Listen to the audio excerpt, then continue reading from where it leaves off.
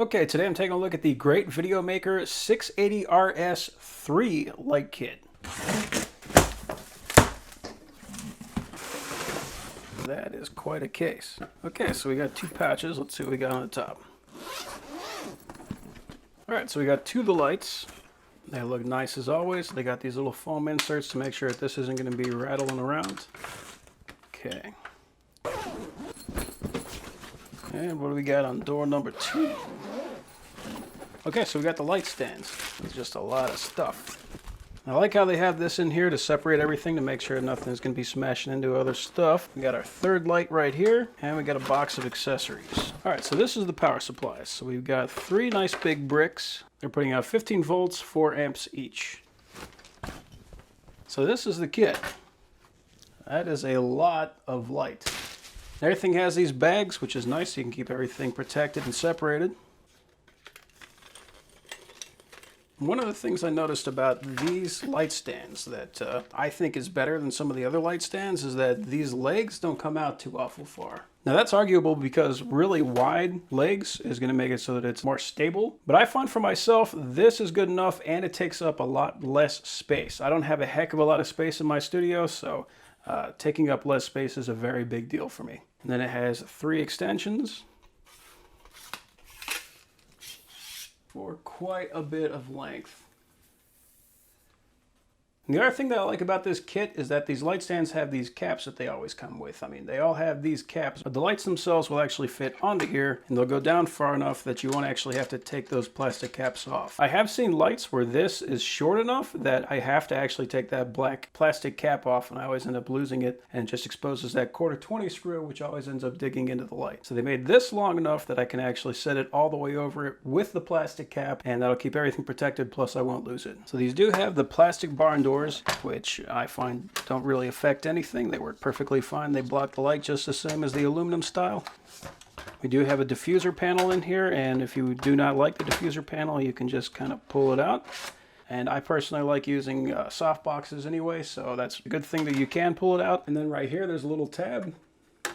You pull that up, that locks that diffuser in place so it won't fall out. And then we have a really good looking array of LEDs here. And it's pretty easy to tell which is which. We got the cool white, we got the warm white, and then we got all the RGB lights in the center.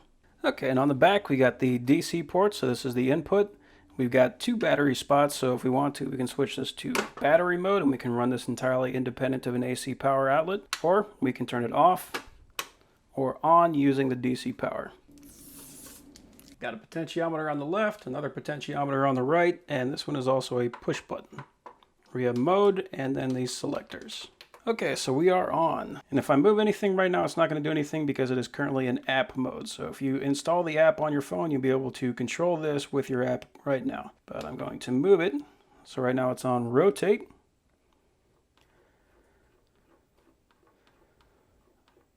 And I brought the brightness all the way up to 100%. And you can tell by that underglow that it looks really cool. It's a very nice purple. Currently the hue is set to 281. If we rotate this, go red, yellow, or at kind of a green, blue, etc. You know how hue works. And if I click it, we are at saturation. So if I don't like quite that much blue, if I want it to be a little whiter, I can bring that in. If I click it again, so this is for white light, and the minimum is 3200, the maximum is 5600, and you can see how quickly I can adjust that. Doesn't take long at all. So if I hit mode again, I'm at slave, and I'm at master. That's probably one of the coolest things about this kit, so I'm going to show you what that is now. So currently this one is set to master. I'm going to change that to slave. I'm going to set this one to slave. And I'm going to set this one to master. So you can see it's on master. Everything I'm doing this one is going to change the other 2. How cool is that? And it doesn't matter what I do with it. Everything I do on here is going to duplicate on the rest of them. Now let's say I only want to do 2 of these. So I want to have this one control this one, but not that one. I mean, obviously I can just set this one to something else other than slave. But if I had more than 3, let's say I had 5, which I actually have 5 of these, what I can do is I can set the channel to a different channel. So I can set this to channel 1, this to channel 1, and now these 2 work on the same channel, but this one still works on channel 2. So I could have 3 of them working on channel 2 and 2 of them working on channel 1. Let's put them back on channel 2. Okay, so I got everything together.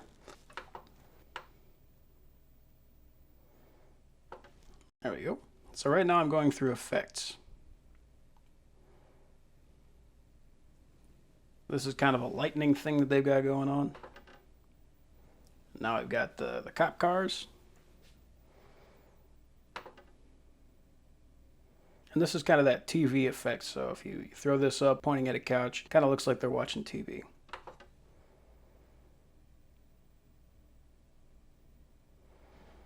And there's just all kinds of effects on here. It's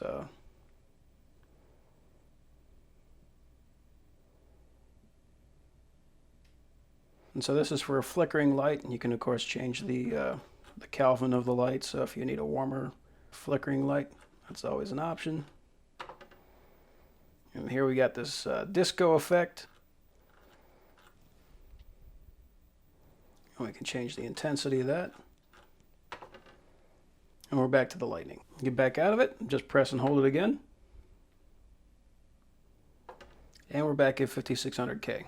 So yeah, we got a ton of variety. If you're a student filmmaker and you're trying to, come up with different ways of solving problems, you don't have to get a bunch of different lights. You can do a ton of stuff with these 3 lights right here. So these are the 660 RGBs, and I've also got an 880 RGB right here. And this is actually what I've been using to light it because I really like this thing a lot. But as you can see, I've got this 11.5 by 11.5 softbox by Neewer on it. It does fit, so it will fit these as well. And on top of that, I'm going to set this one to slave. And I'm going to control this.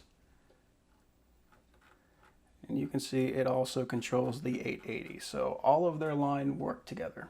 Okay, so currently it's set to 5600 Kelvin.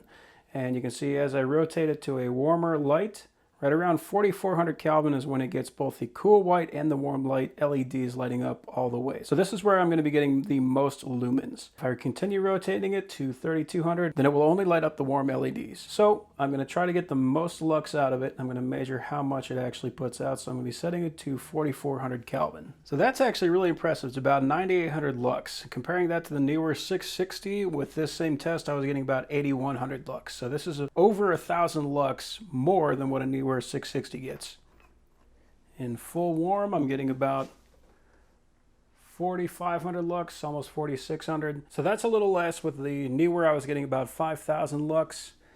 And at 5600K, I'm getting about 5400 lux. So that's about on par with what the Neewer was putting out. So I'm a little surprised that it's putting out so much more lux at full brightness. So I've had this one running for a while, and it is warm. I wouldn't call it hot, but it's definitely warm.